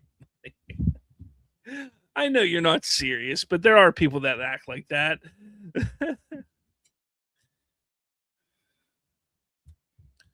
Caleb says the flashback scenes of Batman Forever are the best part of the film. They are great. I mean, the whole darkness, the darkness aspect of kind of diving into his past and uh, all of what he's feeling, this duality of Bruce Wayne, Batman, everything like that. It's definitely great. I wish they wouldn't have cut out. That's why everybody wants to see the Schumacher cut. There's, rumor has it there's a Schumacher cut of this movie that is a lot darker, a lot um, deeper in the lore of Bruce Wayne and Batman than this version here. Powerful says, by the way, I watch Aquaman every Christmas to piss off the liberals. I don't know why that pisses off the liberals, but you go for it. Ron says, hey, what's going on, Ron? Thanks for stopping by. You a fan of Batman Forever? What's your favorite Batman movie? Let me know in the comments. Powerful. Guardians 3 was god awful in my opinion. I hated Adam Warlock. Dude, come on. Guardians 3 was great. Ron says Batman Forever is nipples and Batman and Robin is nipples and ass. You're not wrong. You're not wrong. Like I said earlier, once you see the bat nipples, you can't not see them. But and why they put nipples on the bat suit makes no sense. Caleb says, I know those types of who believe a film lives and dies by their box office ignoring flops like Shawshank Redemption, Fight Club, and The Big Lebowski. All 3 great movies. I'm a big fan of The Big Lebowski and Fight Club. Shawshank's good, but to me, that's like a one-time watch movie. Like, there's no need to go back to it. But Fight Club and Shawshank, Big Lebowski are great. Ron says Batman Begins. Batman Begins is great. I kind of put that on my list as my favorite Batman movie as well. Caleb says, hey, Ron, what is this? A crossover episode? I guess. How are you? What do you guys talk about? A crossover? What's going on? Oh, no, Alfred. That definitely wasn't the guy who actually plays Alfred there. You can definitely tell it was a stunt man.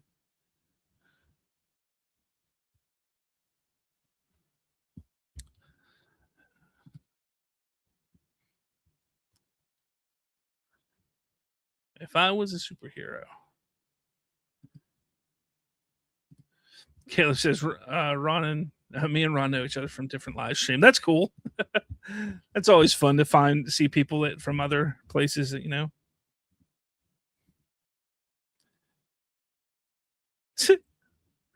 So random.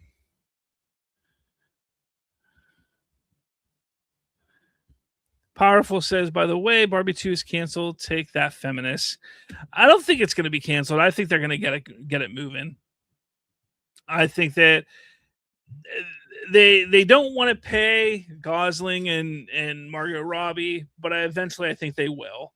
They'll find a way. They'll negotiate some kind of deal behind it, and it'll get done.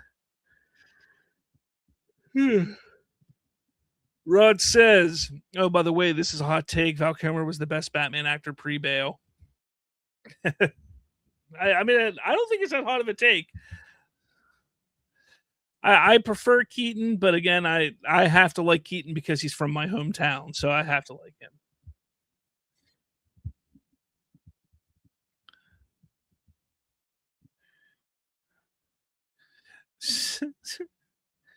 And then they just let Jim Carrey just be unhinged.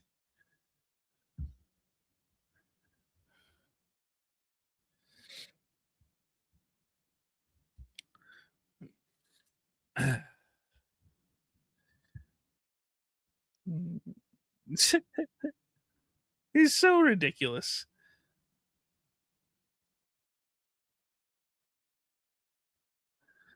So ridiculous.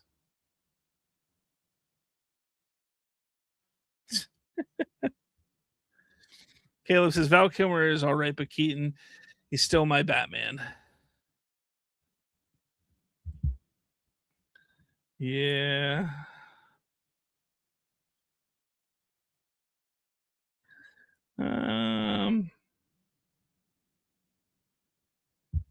They blew up the Batmobile, so now we got to get a new one. Oh man.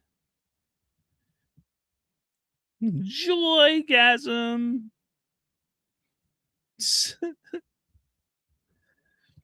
Caleb, this movie definitely lives or dies depending on how you feel about Carrie's Riddler. For sure. But if you just love to sit back and say, look, they're having a blast and just being ridiculous, then it's fine. Like, let them have some fun. That's what I say. Ron says, Keaton joke you go to the grocery store with Michael Keaton. What does he ask? Michael or Keaton joke. You go to the grocery store with Michael Keaton. What does he ask you? I don't know. What does he ask?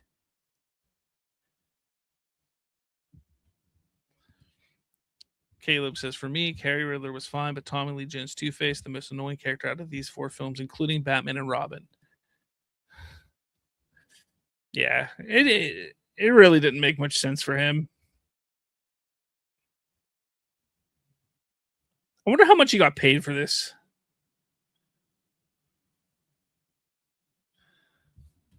Want to get nuts? Let's get nuts. Well done, sir. Well done. Powerful says Clayface projected to make 400 million opening weekend. Not factual at all, but I'm sure it'll do well.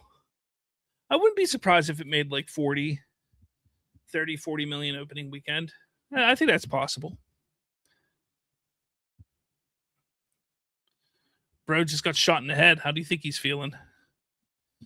Caleb says people talk about Schwarzenegger, Mr. Freeze, and his ice puns, but they never mention the awful acting of Tommy Lee Jones as Two-Face.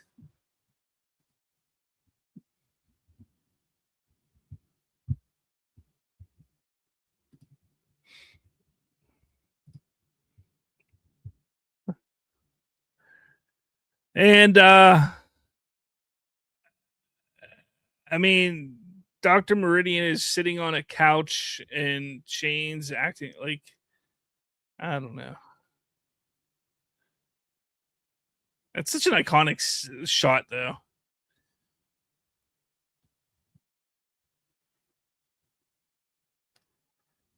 Batman. Ron says Tommy Lee Jones was horrible in this. Yeah, he wasn't great. Let's see. Afbret says in the 80s, a $50 million opening weekend was considered a blockbuster. Today, it's a flop. Why is that? No, that's not what that means. Like, okay, you're not wrong. Back in the 80s, that would have been huge for really any movie, but um, it's all based off of what the movie costs to make and what the expectations are. So, a movie that costs, $100 million, a $50 million opening isn't terrible, but it's not great because they're not going to make a lot of that money back, most likely, unless it's a really good film and has legs. A $50 million opening for a $250 million movie, not good. $50 million opening for a movie that cost 60 million, 70 million, that's fantastic. So you just have to look at everything in context, Afrat. Caleb, ever heard of inflation and budget, Afrat?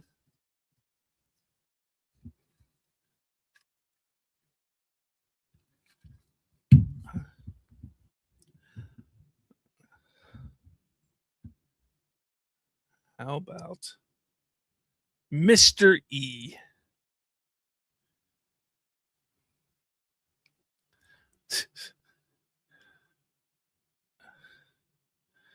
Yeah. Afbrats. Yeah. Oh, you guys are having a conversation yourself. I won't bring that up.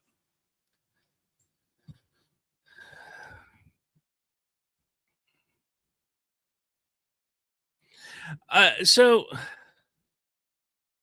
no nipples on this bat suit, but we get the first ass shot. Don't worry.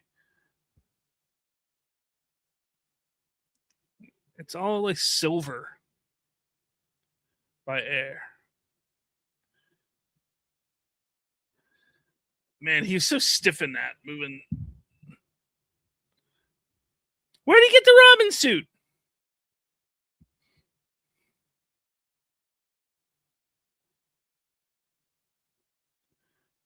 See, Alfred's like, I made the suit.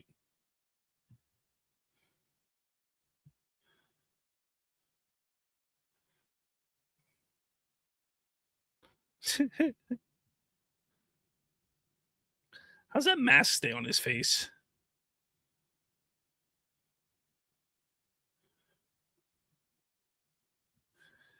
Let's see. Afbret says the nipples are there, just not as prominent. I don't think they are. I mean, they're on the Robin suit, I believe, but not this Batman suit, not this prototype sonar suit that he's wearing here.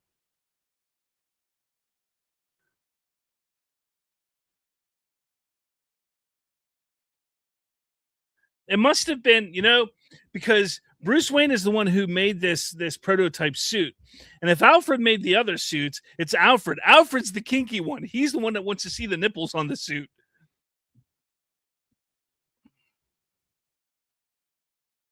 Caleb, phantom nipples.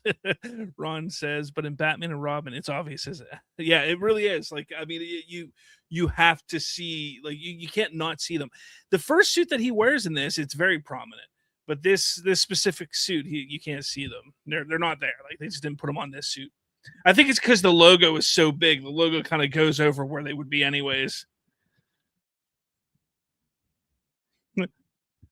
It's the meme, the thumbs up meme.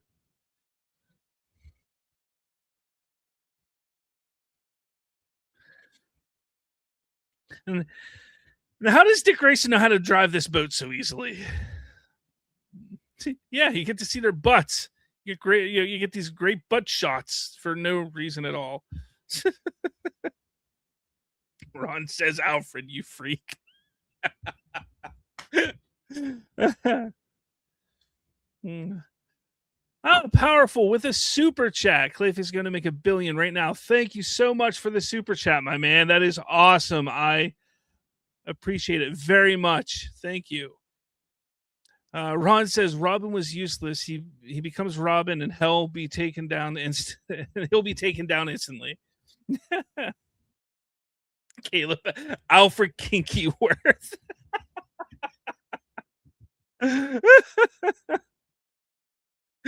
Caleb says, I love how Warner Brother fired Burton for being too weird with Batman while hiring the guy who gave us bat nipples and ice puns. That was their choice. That's what Warner Brothers wanted.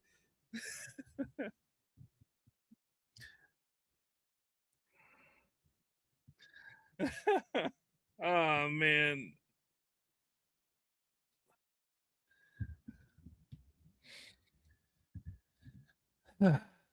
Like there's so much of there's parts of this movie, I won't say so much, but there are parts of this movie that feel so much like the Adam West Batman. And this hair that the Riddler has is 100% a wig. It is 100% a wig. And what was the point of introducing the Batwing and the Batboat? They don't do anything. They just get blown up almost immediately. It was all about toys. That's right, all about toys. After why did they get? Why did they them get them dressing like that? I don't think any other movie besides this one and Batman and Robin do it, but I could be. No, you're right. They wanted to show off the physique of the heroes. That's why if you look at their suits, there's all these muscles on the suits because they're trying to show off the physique. It's just a weird thing. Caleb says Schumacher wasn't a bad pick for Batman. He did gothic stuff like Lost Boys, but his direction with Batman, different story otherwise. Agreed. Agreed. No.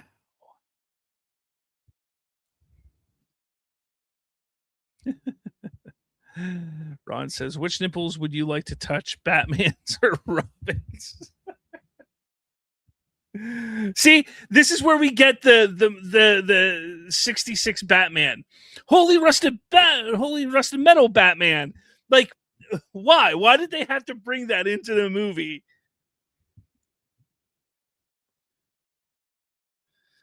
Like that, like Robin in this movie really becomes the Robin from the 1966 Batman show.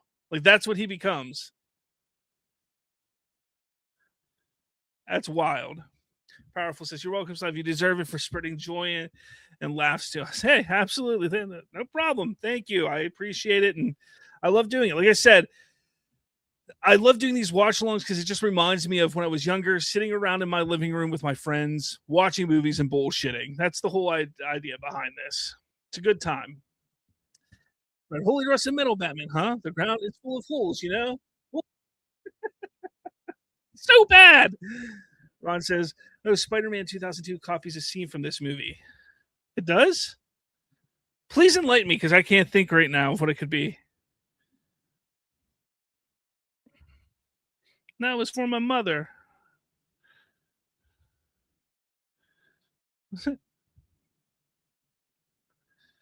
Caleb, Warner Brothers should have gotten a director like Barry Sonnenfeld.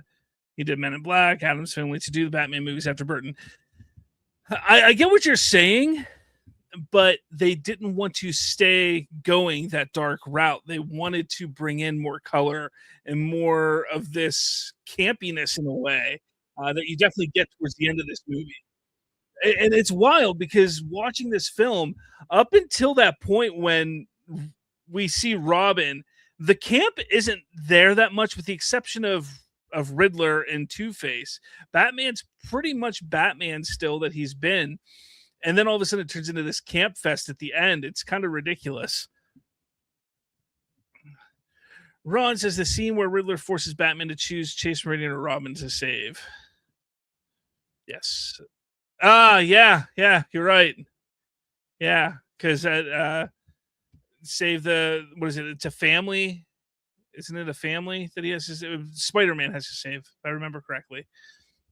Brad, I say something along those lines when it comes to Lego Arkham Asylum, which has a whopping 65 stickers. Holy stickers, Batman.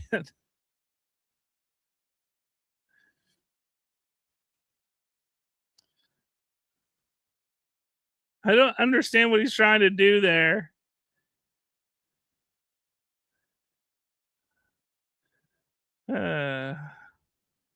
Batman does weird stuff, weird gadgets.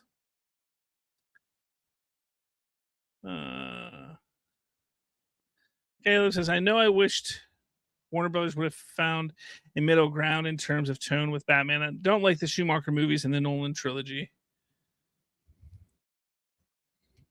Look, I adore this film. I'm having so much fun watching it today.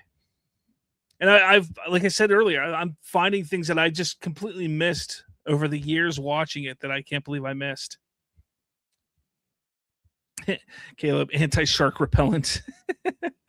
Okay, Afrat says Lego's finally going to give us more Superman sets. A Daily Planet is coming in 27, as well as a buildable crypto. Yeah, I think you said that last week, didn't you? That's awesome. I'm not a big Lego guy. I was when I was a kid, but not so much anymore. My kids aren't really into them either.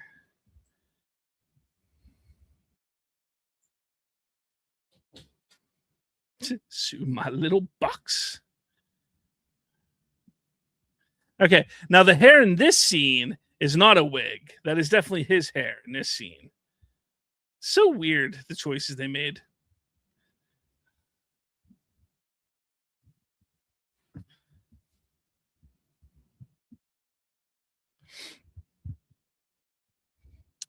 Kayla, we need a Lego Superman game. No more Batman games for a while, please.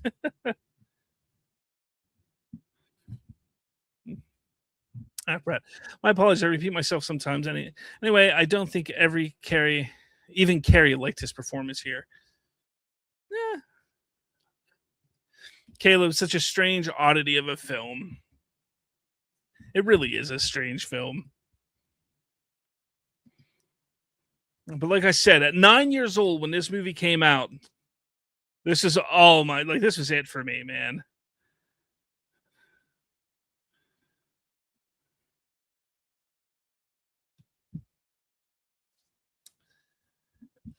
I do miss Jim Carrey, 90s Jim Carrey. Like Jim Carrey now, he's fine in the Sonic movies, but there's just something about Jim Carrey from the 90s that was just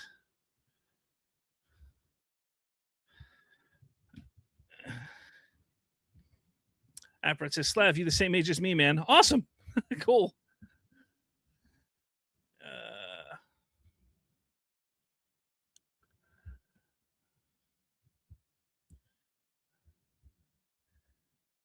I mean, I don't understand how the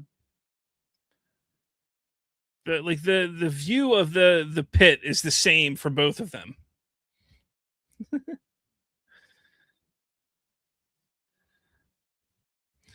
Brainwaves Ron says. Caleb says, I remember having a 4-pack of Batman movies, 89 Returns, Forever and Robin, and watching it all the time as a kid. I watched this movie so many times as a kid.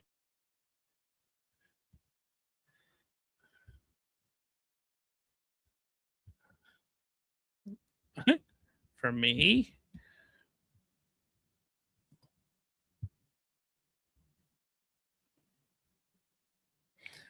such a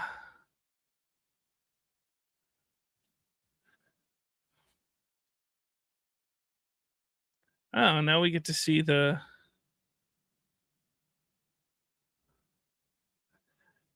you're as blind as a bat. Oh man, Christopher Nolan copied this movie with the blue eyes, the sonar blue eyes. It wasn't really sonar, but still. Caleb says Forever Returns were the ones I watched the most opposite Batman movies ever. Indeed. Indeed. It's a weird like warping of his head here is ridiculous too. All right. As we're getting close to the end here, I do got to ask if Batman Forever came out today, exactly as it is, do you think audiences would embrace the camp or destroy it? I got to ask that. Caleb says, I know a lot of people complain Burton Batman killing, but doesn't Schumacher let his villains die indirectly? Yeah, kind of. Well, hold on. Riddler doesn't die. And I guess he kind of indirectly they have Two-Face die, but I was more directly than indirectly.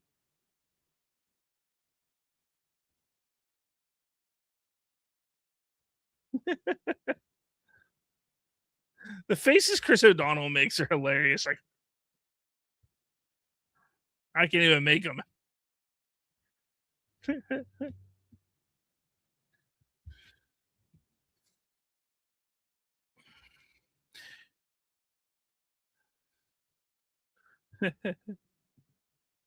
Sid says, "But Slav, wallets are closed for Clayface."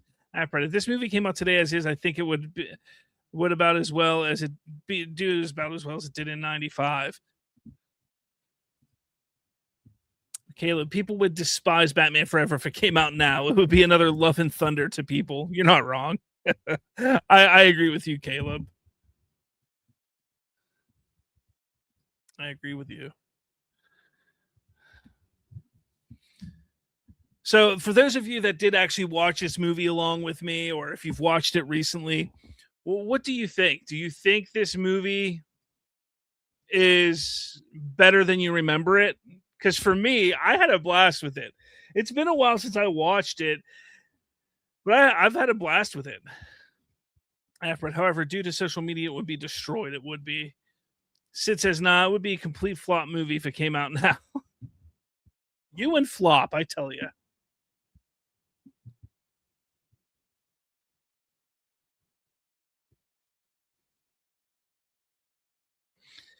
Yeah, I mean, it's such a weird way that this movie ends too.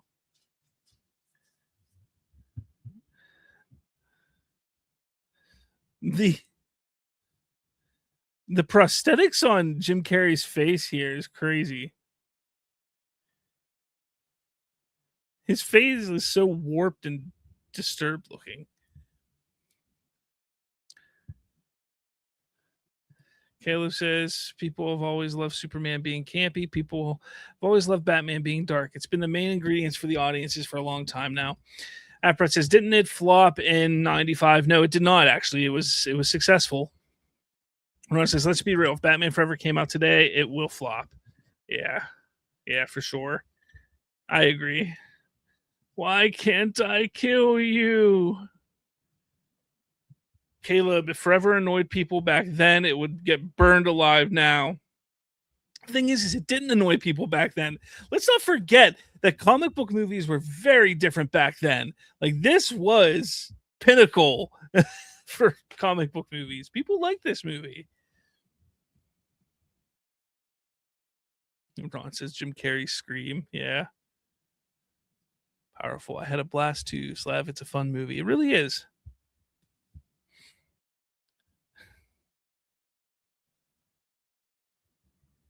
They have Edward in this padded room in a straitjacket, but his straitjacket isn't being used right.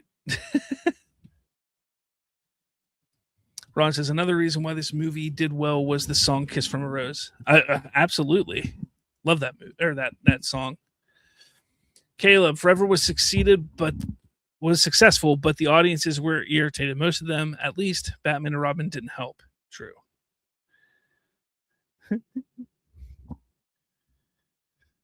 Powerful. We all love the word flop. Ron, I'm Batman.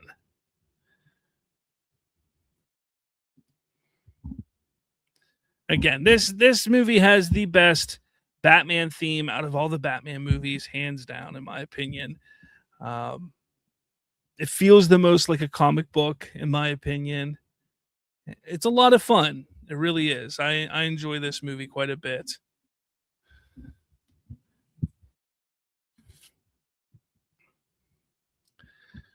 Ron says, I don't like that song. It tries to sexualize Batman.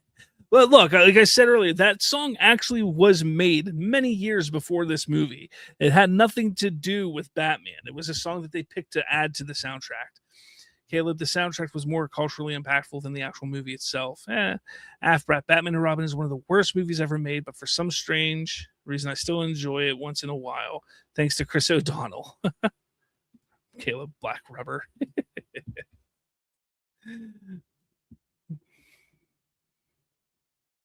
And then we get the thing that Schumacher loved to do is at the end of the movie, the character's running in front of the bat signal.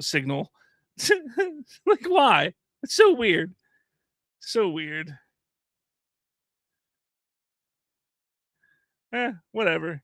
Do you, Schumacher? Do you? Do you?